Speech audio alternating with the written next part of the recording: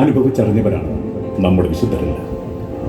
മനുഷ്യരുടെ വേദനയും കണ്ണീരും തിരിച്ചറിഞ്ഞ് അതിനുള്ള പരിഹാരം സുവിശേഷമാണെന്ന് ലോകത്തെ ബോധ്യപ്പെടുത്താൻ ഇറങ്ങിത്തിരിച്ച പാവങ്ങളുടെ പടയാളി സെയിന്റ് ആന്റണി. ഈ വിശുദ്ധൻ ജനമനസ്സുകളിൽ സ്വാധീനമുള്ള സുവിശേഷ പ്രഘോഷകനായിരുന്നു.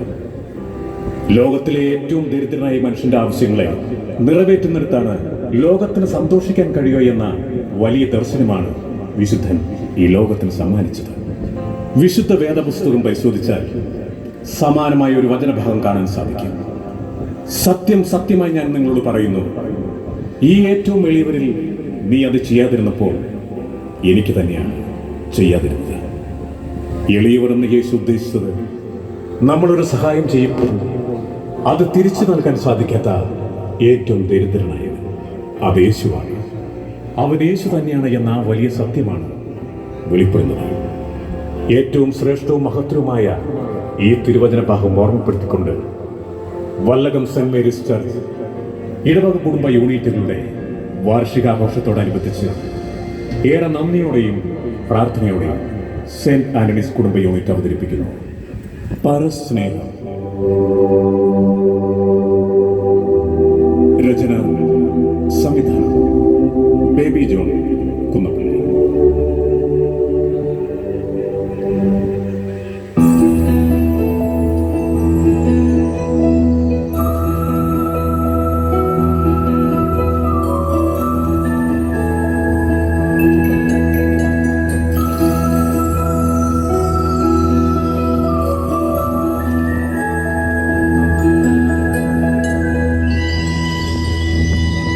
കാരുണ്യവാനായ കർത്താവേ, അവിടുന്ന് എപ്പോഴും എൻ്റെ പ്രാർത്ഥന കേൾക്കുന്നതിനെ ഓർത്ത് ഞാൻ നന്ദി പറയുന്നു.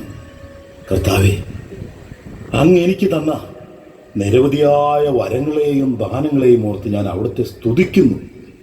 പ്രത്യേകിച്ചും ഭാഷാവരത്തെയും രോഗശാന്തി വരത്തെയും ഓർത്ത്. കർത്താവേ, അടിയിന് ഇനി ഒരാഗ്രഹം മാത്രമേ ഉള്ളൂ. കൊതി തീരും വരെ അവിടുത്തെ ആ തിരുമുഖം ഒന്ന് ദർശിക്കുക. എന്നാണ് അവിടുന്ന് അടിയന്റെ ഈ ഭവനത്തിലേക്ക് വരിക? പാപ്പച്ചേട്ടോ, പാപ്പച്ചേട്ടോ, ആരാണ്? എന്താണ് മനുഷ്യനെ സ്വസ്ഥമായിട്ട് പ്രാർത്ഥിക്കാനും സമ്മതിക്കില്ലേ? ചേട്ടന് ഞാനാണ്, നാരായണൻകുട്ടി. ആഹാ, നീയോ? എടാ, നീയല്ലേ പ്ലാത്തേന്ന് വീണ് നടുവുടിഞ്ഞ് കിടപ്പിലായിരുന്നത്? ഞാൻ തന്നെ. എന്താ വിശ്വാസം വരുന്നില്ല അല്ലേ? യേശു എനിക്ക് സൗഖ്യം നൽകി. യേശു? തനിക്ക് യേശു സൗഖ്യം നൽകുന്നു? അതെ, ഞാനിപ്പോൾ യേശുവിന്റെ സാക്ഷിയാണ്. എല്ലായിടത്തും ഞാൻ ഈ സാക്ഷ്യം അറിയിക്കും. ഹൈന്ദവനായ എനിക്ക് യേശുവിനെ കുറിച്ച് ഒന്നും അറിയില്ലായിരുന്നു.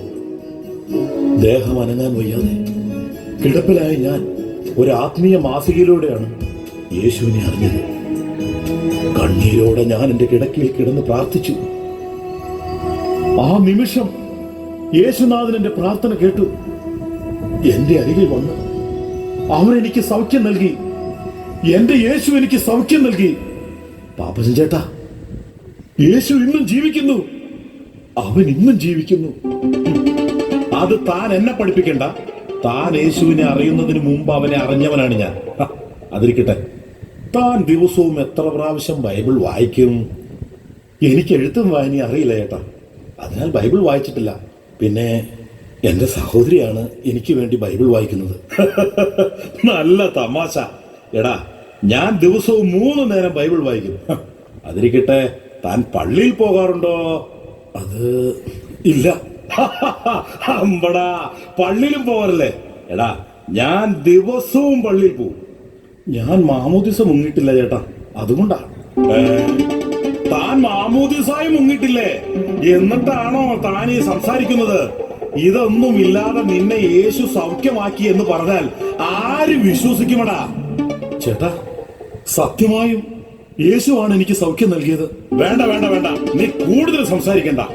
ഒരു ക്രിസ്ത്യാനി അല്ലാത്ത തന്നോട് സംസാരിക്കാൻ എനിക്ക് തീരെ താല്പര്യമില്ല. ചേട്ടാ, ഞാൻ വീട്ടിൽ പോടാ നാരായണൻകുട്ടി. നിന്റെ ഈ കള്ളസാക്ഷ്യമൊക്കെ ആര് വിശ്വസിക്കാൻ?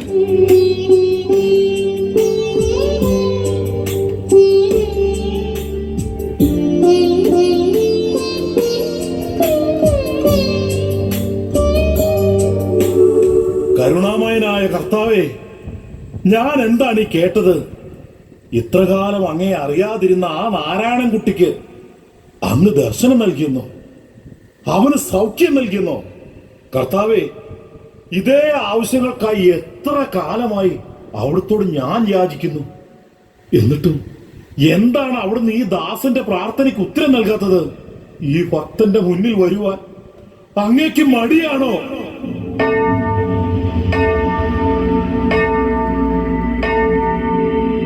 പാപ്പച്ച, മകനെ പാപ്പച്ച. ആരാണ് ആരാണ്? പാപ്പച്ച, നീ കാണുവാൻ കൊതിക്കുന്ന യേശുവാണ്.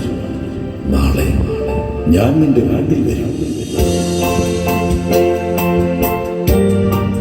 ദൈവമേ, എത്ര കാലമായി അവിടുത്തോട് ഞാൻ യാചിക്കുന്നു, എത്ര നാളായി ഞാൻ കൊതിക്കുന്നു. ഇപ്പോഴെങ്കിലും നീ ഈ ഭക്തനിൽ കനിഞ്ഞല്ലോ. അല്ല, നാളെ എപ്പോഴാണ് നാഥൻ വരിക? രാവിലെ വരണമെന്ന് പറയാമായിരുന്നു. അത് മറന്നു. സാരമില്ല, രാവിലെ മുതൽ കാത്തിരിക്കാം.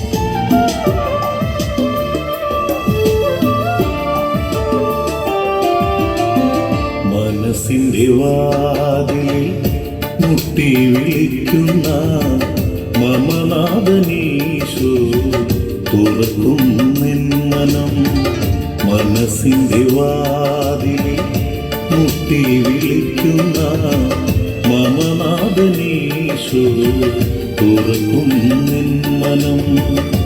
എന്നോടൊത്തു വിരുന്നിനണയുമ്പോൾ നീ തന്നയൻ വിരുന്നറിയുന്നു ഞാൻ. നീ തന്നയൻ വിരുന്നറിയുന്നു ഞാൻ. ഈശോയേ, ആരോ വരുന്നുണ്ടല്ലോ. യേശു ആയിരിക്കുമോ?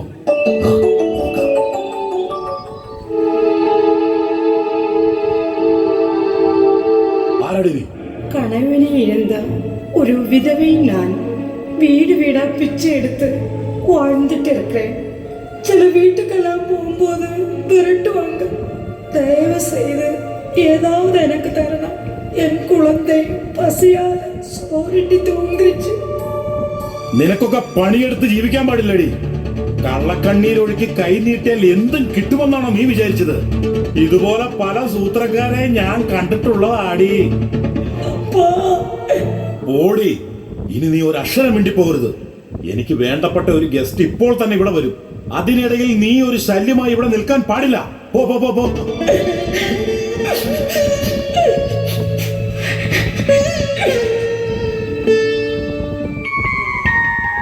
ആ യേശുവിനെ കാണുന്നില്ലല്ലോ. രാവിലെ തന്നെ വരണമെന്ന് പറയാമായിരുന്നു. അത് മറന്നു. എന്തായാലും ഇനി ഉച്ചയോടുകൂടി പ്രതീക്ഷിച്ചാൽ മതി. വിശന്നു തുടങ്ങി. ഇനി കാപ്പി കുടിച്ചിട്ടാവാൻ കാത്തിരിക്കും. കാതലത്തിനിരുൾ മൂടിയൊരു വഴിത്താരയിൽ കരുണതൻ ദീപമായി തെളിഞ്ഞു വരൂ. കാതലത്തിനിരുൾ മൂടിയൊരു വഴിത്താരയിൽ കരുണതൻ ദീപമായി തെളിഞ്ഞു വരൂ. ഇവിടെ ആരുമില്ലേ? ദാ വരുന്നു.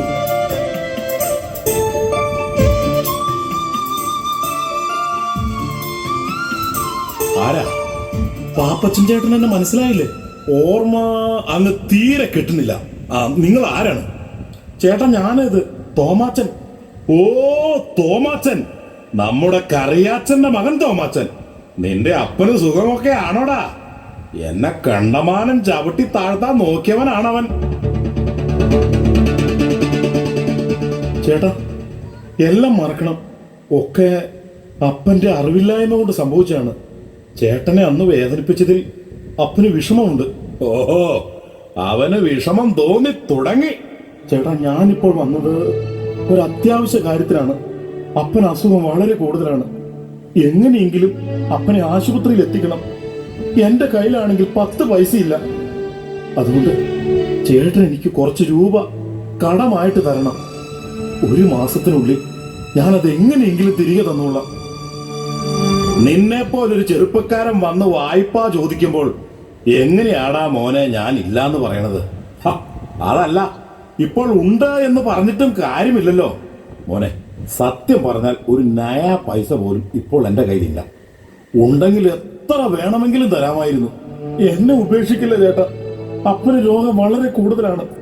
എത്രയും വേഗം ആശുപത്രിയിൽ എത്തിച്ചില്ലെങ്കിൽ അപ്പൻ മരിച്ചു പോകും. അയ്യോ, അങ്ങനെയെങ്കിൽ തീർച്ചയായും അപ്പനെ ആശുപത്രിയിൽ എത്തിക്കണം.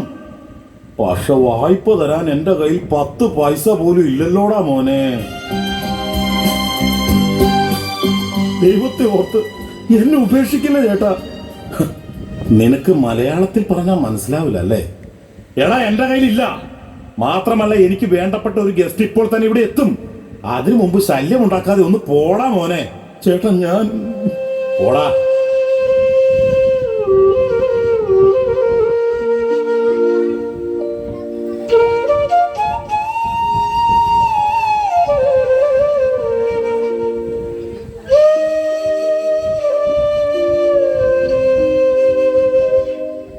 വേറെ ആരെങ്കിലും ആയിരുന്നെങ്കിൽ ഞാൻ കണ്ണടച്ചങ്ങ് സഹായിക്കുമായിരുന്നു. പക്ഷെ അവന്റെ അപ്പനെ സഹായിക്കാൻ എനിക്ക് മനസ്സില്ല. എന്നെ ഒരുപാട് ദ്രോഹിച്ചിട്ടുള്ളവനാ അവൻ. അതൊന്നും മറക്കാൻ എനിക്കങ്ങനെ എളുപ്പം കഴിയില്ല. നേരം ഉച്ചയാകുന്നു, എന്നിട്ടും ആ യേശുവിനെ കാണുന്നില്ലല്ലോ. അവിടുന്ന് വരുന്നില്ല എന്ന് വരുമോ? വല്ലാതെ വിശന്നു തുടങ്ങിയിരിക്കുന്നു. എന്തായാലും ഉച്ചഭക്ഷണം കഴിക്കാം. യേശുവിന് വൈകുന്നേരത്തെ കാപ്പി കൊടുക്കാം.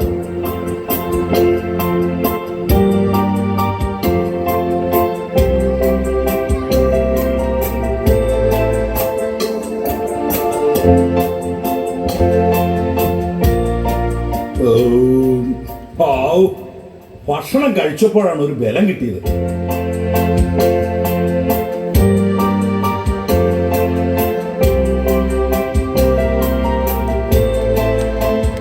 ആ യേശുവിനെ കാണുന്നില്ലല്ലോ. എന്നെ പറഞ്ഞ് പറ്റിച്ചോ? ആരോ വരുന്നുണ്ടല്ലോ. ചിലപ്പോൾ യേശു ആയിരിക്കും. സഹോദര, നിങ്ങൾ ആരാണ്? എന്റെ പേര് ജോസഫ്. കുറച്ച് ദൂരെ നിന്നാണ്. ഒരു തൊഴിലന്വേഷണം, അതാണ് ഇവിടെ കയറിയത്.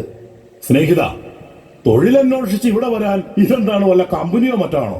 അല്ല, നിങ്ങളുടെ അറിവിൽ എന്തെങ്കിലും ഒരു തൊഴിൽ? എന്റെ അറിവിൽ ഒന്നുമില്ല. സ്നേഹിത, ഭാര്യയും 3 കുഞ്ഞുങ്ങളും അടങ്ങിയതായിരുന്നു എന്റെ കുടുംബം. പക്ഷെ വിധിയുടെ ക്രൂരത എന്നോട് അല്പം പോലും കരുണ കാട്ടിയില്ല. തീരാ രോഗം പിടിപെട്ട് എന്റെ ഭാര്യയും കുഞ്ഞുങ്ങളും മരണമടഞ്ഞു. പിന്നീട് എനിക്ക് അവിടെ നിൽക്കാൻ കഴിഞ്ഞില്ല. ഞാൻ അവിടെ നിന്ന് ഇറങ്ങി. എന്റെ കയ്യിലെ പണമെല്ലാം തീർന്നു. പൈപ്പ് വെള്ളവും കുടിച്ച് ഞാൻ ഒരുപാട് അലഞ്ഞു. ഒരു ജോലിക്ക് വേണ്ടി. എനിക്ക് ഒരു നേരം ഭക്ഷണം മാത്രം തന്നാൽ മതി. നിങ്ങൾ പറയുന്ന എന്ത് ജോലിയും ഞാൻ ചെയ്തുകൊള്ളാം. എനിക്ക് താമസിക്കാൻ ഇവിടെ ഒരു ഇടം തന്നാൽ മാത്രം മതി. വഴിപോക്കർക്ക് കയറി താമസിക്കാൻ ഇതെന്താണോ സത്രോ? ഒന്ന് പോടോ. മനുഷ്യനെ ശല്യം ചെയ്യാതെ. എനിക്കിവിടെ ഭ്രാന്ത് പിടിച്ചിരിക്കുകയാണ്. എന്നെ ഉപേക്ഷിക്കില്ല ചേട്ടാ. ഒന്ന് പോടോ.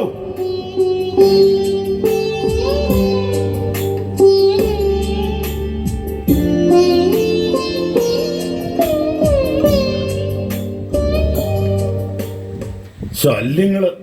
ഞാനിവിടെ യേശുവിനെ കാത്ത് മടുത്തിരിക്കുകയാണ്. അതിനിടയിലാ മാരണങ്ങള്. ആ യേശു എന്താ ഇതുവരെ വരാത്തത്? ഇങ്ങനെ മനുഷ്യനെ പറഞ്ഞു പറ്റിക്കേണ്ടായിരുന്നു. വാക്ക് പറഞ്ഞാൽ വാക്കായിരിക്കണം. എന്തായാലും യേശുവിന് വെച്ചിരിക്കുന്ന ആ കാപ്പി എടുത്തു കുടിക്കാം. ഇന്നിനി വരുമെന്ന് പ്രതീക്ഷിക്കണ്ട. വെറുതെ മനുഷ്യനെ പറഞ്ഞു പറ്റിച്ചു.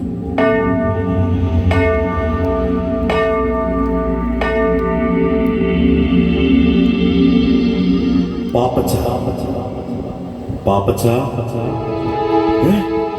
യേശുവിന്റെ ശബ്ദമാണല്ലോ അത്. യേശുവേ, അങ്ങ് വരാമെന്ന് പറഞ്ഞിട്ട് വന്നില്ല. ഞാൻ വന്നിരുന്നു പാപ്പച്ച. ഇല്ല, അവിടുന്ന് വന്നില്ല. പാപ്പച്ച, ഇവർ ആരെല്ലാമാണെന്ന് നീ ശ്രദ്ധിക്കൂ.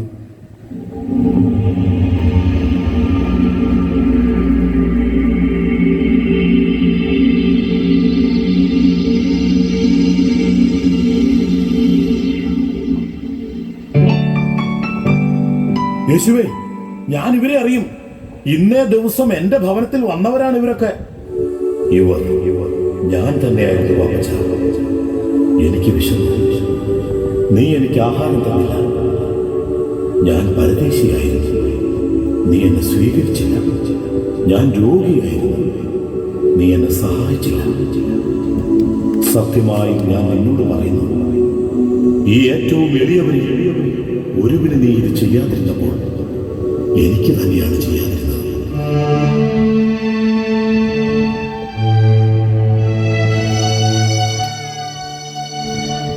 യേശുവേ, എന്നോട് ക്ഷമിക്കൂ. ഈ പാപിയോട് ക്ഷമിക്കൂ.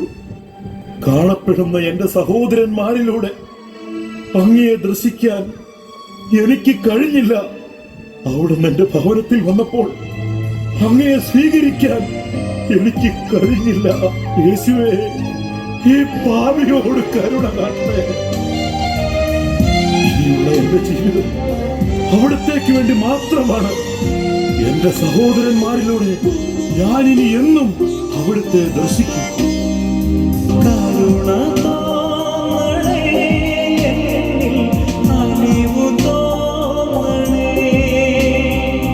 പാപിയാണു ഞാൻ, പാപിയാണു ഞാൻ. പ്രിയരേ, നമ്മൾക്കും പരസ്പരം സ്നേഹിക്കാം. എന്തെന്നാൽ ദൈവം സ്നേഹമാകുന്നു. സ്നേഹിക്കാത്തവൻ ദൈവത്തെ അറിഞ്ഞിട്ടില്ല. ദൈവത്തിൽ നിന്ന് തനിക്ക് ലഭിച്ച എല്ലാ അനുഗ്രഹങ്ങളും ലോകത്തെ മാറ്റിമറിക്കുന്ന ഒരു വ്യവസ്ഥിതിക്ക് വേണ്ടി വിനിയോഗിച്ച സെന്റ് ആന്റണിയെ പോലെ നമ്മൾക്കും ഒരുങ്ങാം. ലോകസ്ഥാപനം മുതൽ നമ്മൾക്കായി സജ്ജമാക്കിയിരിക്കുന്ന ദൈവരാജ്യം അവകാശപ്പെടുത്തുക. നമുക്ക് ചുറ്റുമുള്ള വിശക്കുന്നവർക്ക് ആഹാരം കൊടുക്കുവാൻ, ദാഹിക്കുന്നവർക്ക് കുടിക്കുവാൻ കൊടുക്കുവാൻ, പരദേശിയെ സ്വീകരിക്കാൻ, രോഗികളെ ശുശ്രൂഷിക്കാൻ, കാരാഗ്രഹത്തിലായവരെ സന്ദർശിക്കാൻ നമുക്കൊരുങ്ങാം.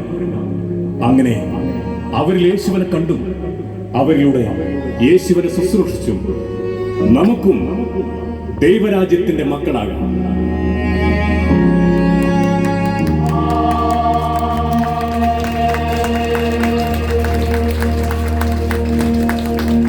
ദൈവത്തിന്റെ സ്നേഹം മാറ്റമില്ലാത്തതും സ്ഥിരവും അചഞ്ചലവുമാണ്.